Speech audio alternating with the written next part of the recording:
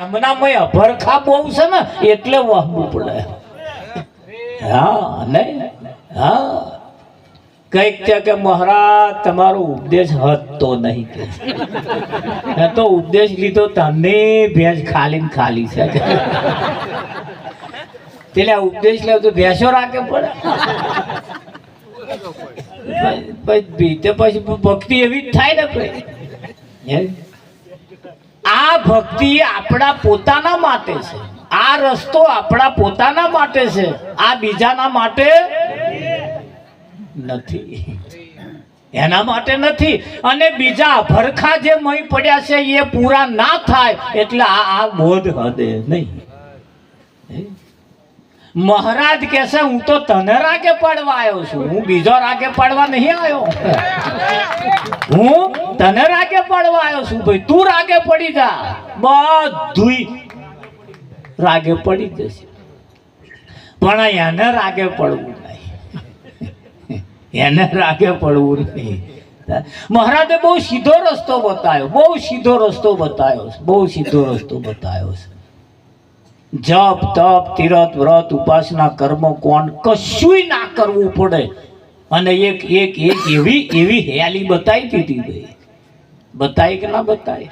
હા, એક બાબત એવી છે, આ સમજ્યા પછી તમે કોને મોડો છો એના ઉપર ખાસ આધાર રાખે. એના ઉપર ખાસ આધાર રાખે કે ના રાખે. ડોંગેર તો બધી ડોંગેર તો છે, નોમ ડોંગેર એટલે ડોંગેર જેવી જ બધી ડોંગેર હોય, પણ એમાં પાછી જાત હોય. શું હોય? જાત હોય ને કે ના હોય? જાત પ્રમાણે ભાવ હોય પાછો. જાત પ્રમાણ હોય કે ના હોય? તમે એવું ના સમજતા ડોંગેર એટલે એક જ જાતની ડોંગેર. હા, કઈક જાત એવી આવે જેના 3000 હોય, અને કઈક જાત એવી આવે જેને 150-200 માં જતી રહી. એક તો એવી છે જેનો ભાવ જ ના વાંકાય, લેવાય જ નહીં. તમે જોઈએ છે એક જાત એવી આવે. આપણે ખેડૂતો છીએ એટલે ખબર તો પડે ને. આખી વીઘું ડોંગેર રોપી હોય ને એમાં એક અડવ ડોંગેર થાય. જેવી થાય અડવ. અને એ બધા આપણે જે રોપ્યું હોય ને એના કરતા લીલી કેરી જેવી હોય.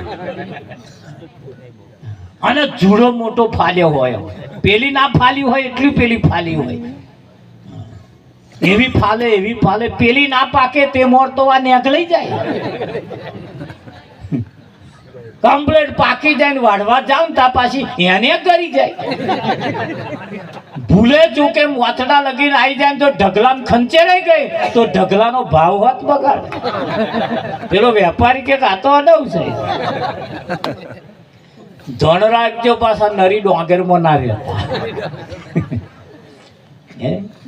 હા,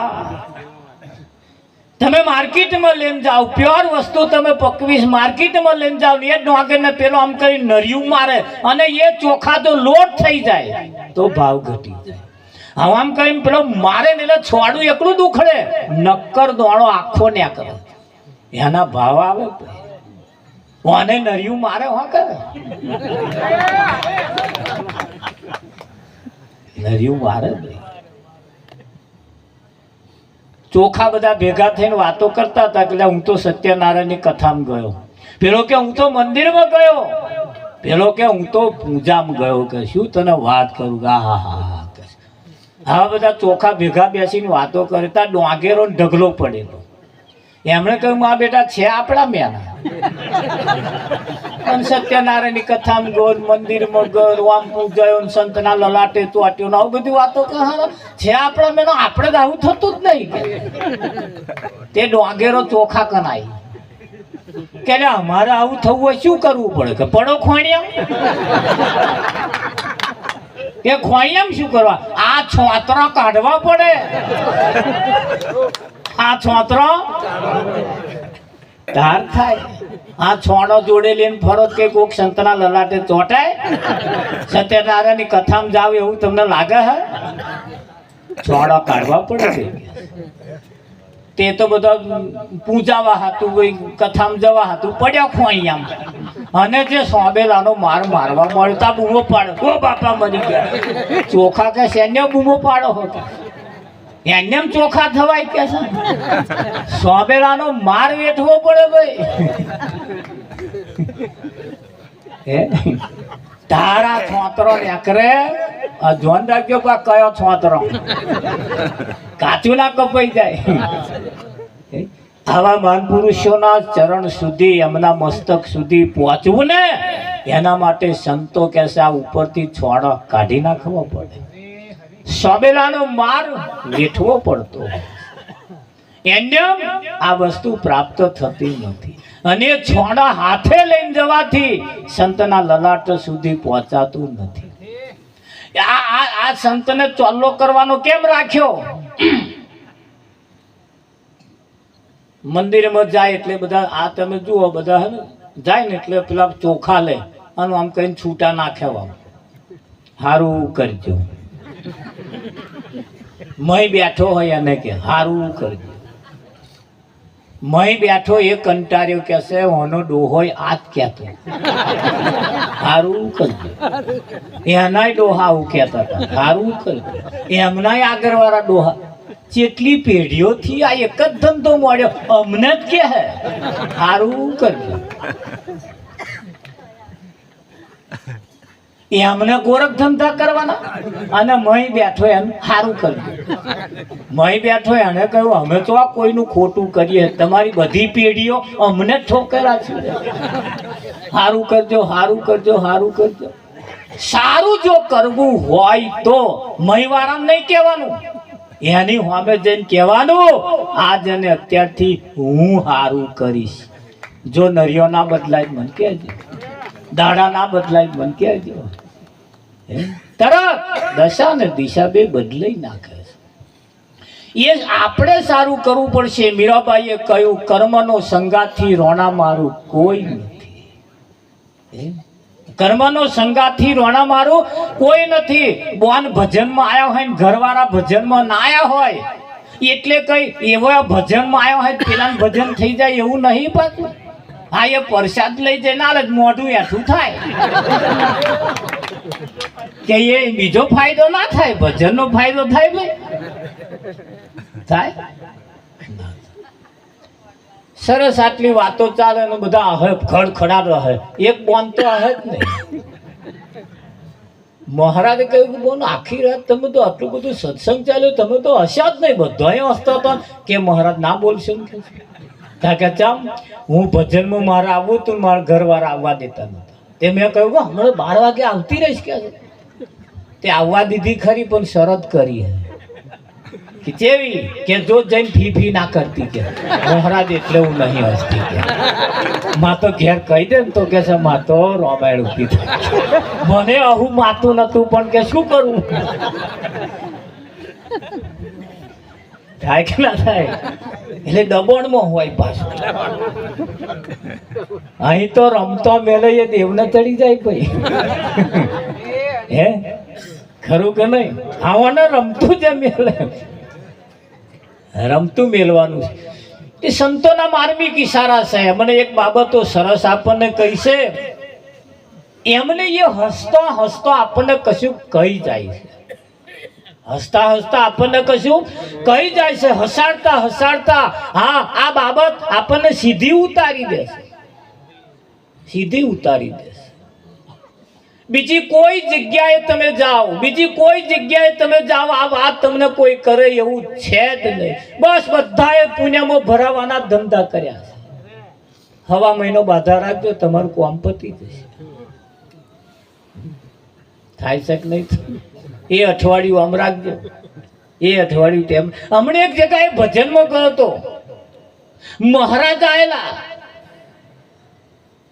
બધા પગે લાગવા જાય એક બોન પગે લાગવા ગયો મહારાજ મારી ઈચ્છા પૂરી થાય એવું કઈ કરજો કે પાર્લેજી બિસ્કિટ ના ખાતા કે ત્રણ જ દાડા તે પાર્લેજી બિસ્કિટ ને એમને શું લાગે વરખતું છે એ જોડે વાળા એને કે કેમ પાર્લેજી બિસ્કિટ કે ઘઉં નો આવે એટલે કે ને મને એમ થયું કે હારું મેં વાત સાંભળ્યા પછી મને એમ તો હારું પાર્લેજી બિસ્કિટ ને મને શું લાગે વરખતું પણ એવા કશું પેલા બટકાડ્યા ને પેલો લઈને આવે. અહીં કેટલી કઈક બાબતો એવી છે આપણી ગેરસમજની અંદર કઈક લોકો એવું આપણને આપી દીધું છે ને એ આપણે લઈને ફરીએ છીએ ને એ આપણને હવા દેતું નથી, એ ભજન કરવા દેતું નથી, હા અસત્ય ન્યા કરતું નથી અને સત્ય ઠસતું નથી, અસત્ય ન્યા કરતું નથી અને સત્ય ઠસતું એની પ્રતીત થતી નહીં, એની પ્રતીત થતી નથી.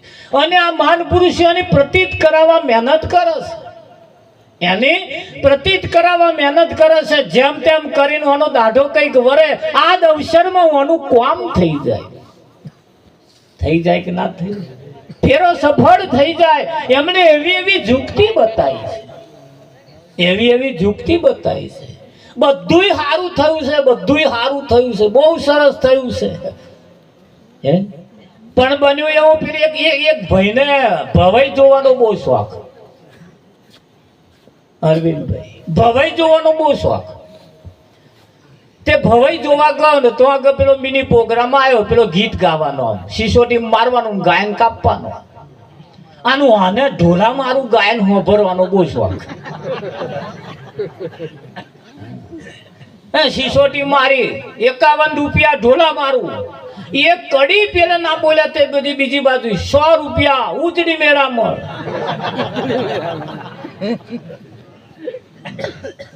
પાછો વણે સિસોટી મારી 200 રૂપિયા ઢોલા મારું. પેલ પાછી એક કોકે સિસોટી મારી હિરણ ને કોઠે કાપા કાપ ને વાડા વાડ ચાલે. પેલાનું મેરું ઢોલા મારું પૂરું થવાના. પેલે કહ્યું 5000 રૂપિયા પણ ઢોલા મારું. એક ખૂણામાં 4-5 જણા ભેગા થયા ને કે છે અમે અમારા બાજુ પીલા તોડ કંપની તરફથી